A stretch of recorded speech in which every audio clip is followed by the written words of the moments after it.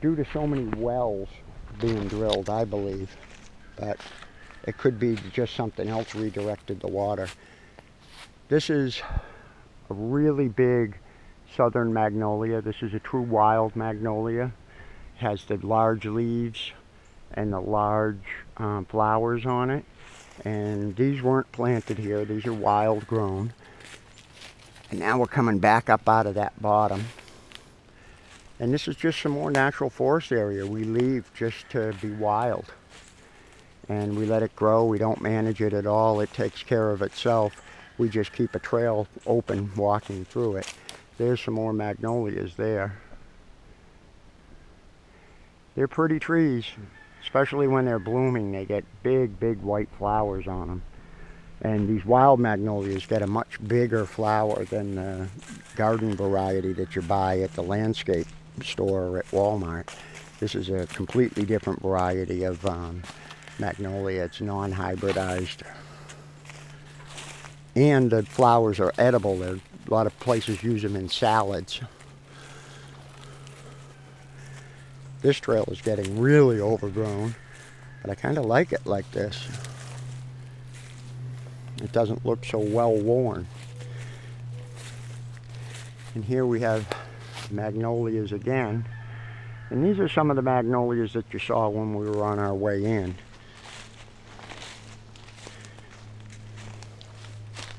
And that's Magnolia Trail. We're going to come back out to this goat pen trail that we started on the back side of the goat pen. We kind of walked in a big circle, and we got to see the center section of the backwoods. There's another section that's north and another section that's south of what we just walked through. It looks a lot like this area here, just overgrown with scrub brush. It's all potential goat food. And it has a trail through it. You can walk through the middle of it, but you can't get very far deep into it. It makes it real difficult growing, walking through this right here. Cutting a trail through something like this is fairly difficult as well.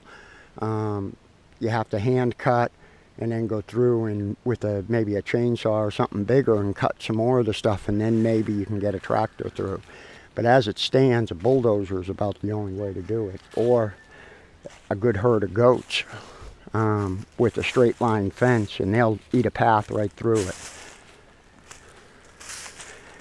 And now we're coming back up to some of the cleared land and some of the usable land. We keep what you just saw, we keep and maintain wild growth out there just to keep the deer and the rabbits and all the critters out there rather than coming up here and eating our stuff. So we try to maintain 1 acre of forest and wild land for every acre of cleared land that we have. That helps filter the air, the water, and it creates an environment and a habitat for all of the wild animals that become pests in the garden. We also grow out there. And there's my goats again. We also grow out there. We do a lot of wildcraft herbs, but we also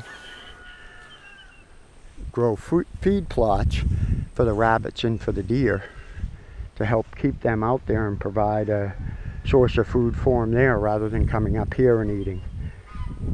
Well, that's a quick tour of the woods, and we'll try to put together a more comprehensive tour starting from the north end and working all the way to the south end, and you'll get a good idea of that main middle trail or midway trail, how long that is, and it opens up into a pasture up on the north end with a good vein of wild blueberries out there. But I think that's about the tour for today. If you ever want to come out and visit, just give us a call and we can schedule a tour for you. And if you want to do a woods tour, we can do that too. I can show you the difference between an old growth and new growth forest, and show you some deer, turtle, and rabbit habitat, as well as fox.